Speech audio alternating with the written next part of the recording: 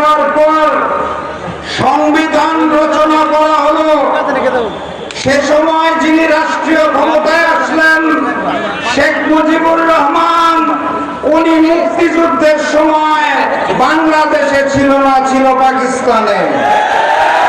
সংবিধান লেখার দায়িত্ব যিনি নিলেন ডক্টর কামাল হোসেন, উনিও যুদ্ধের সময় বাংলাদেশে ছিল না, ছিল পাকিস্তানে।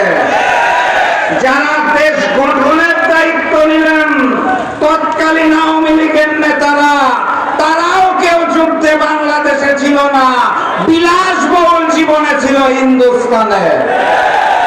তারপরে 24-এর গণ অভ্যুত্থানের পরে যিনি দায়িত্ব নিলেন তিনিও গণ অভ্যুত্থানের সময় বাংলাদেশে ছিলেন না, উনি ছিলেন প্যারিসে। ডাক্তার মোহাম্মদ ইউনূসের কথা বলছি। তারপর সকল রাজনৈতিক দলের সাথে আলোচনা করে যিনি জুলাই সনদ লেখার দায়িত্ব নিলেন ডক্টর আলী রিয়াজ, উনিও গণ অভ্যুত্থানের সময় বাংলাদেশে ছিল না, ছিল আমেরিকাতে। ভাগ্যের কি নির্মম পরিহাস!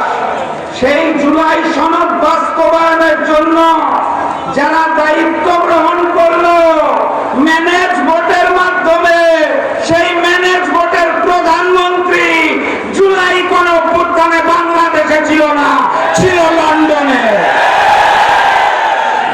আরেকজন যিনি প্রক্সি প্রধানমন্ত্রী হয়েছেন, সকল বিষয়ে যার নখদর্পণে, উনিও জুলাই গণ অভ্যুত্থানে বাংলাদেশে ছিল না, ছিল শিলংয়ে।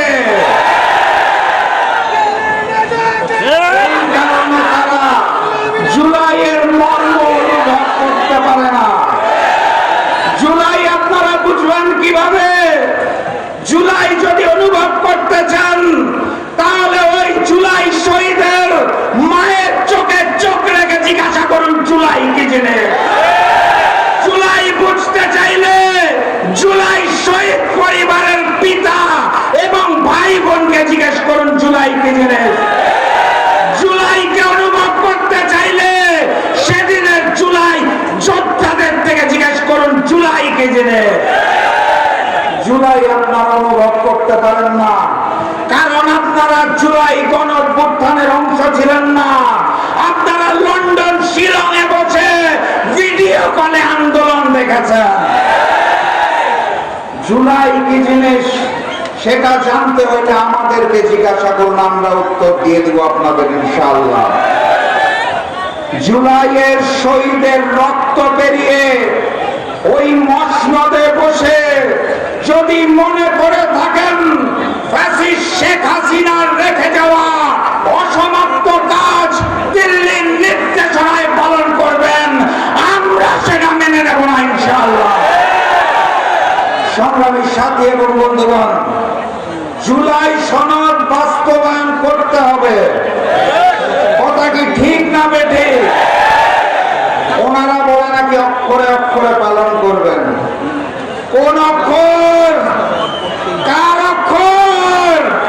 আমরা ওই হিন্দুস্তানের অক্ষর চিনি না, আমরা বিএনপি গুলশান অফিসের অক্ষর চিনি না।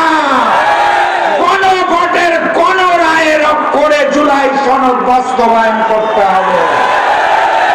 তার জন্য যেই অনিবার্য বিপ্লব আসতে যাচ্ছে সেই বিপ্লবকে সফল করতে হবে। প্রস্তুত আছেন? বিপ্লব হবে, রক্ত দিব, জুলাই সনদ বাস্তবায়ন করে ছাড়বো ইনশাআল্লাহ।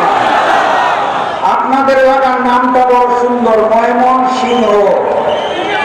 যেই অঞ্চলে সব সিংহরা বসবাস করে, সিংহের মতো গর্জন দিতে হবে। ময়মনসিংহ সিংহ বাহিনীকে আজকে আন্দোলনের ডাক দেওয়ার জন্য উপস্থিত হয়েছে আমার বাম পাশে খুলনার রয়্যাল বেঙ্গল টাইগার। চিনেন তো আপনারা নাকি? সেক্রেটারি জেনারেল সাহেব খুলনার রয়্যাল বেঙ্গল টাইগার এসেছে ময়মনসিংহে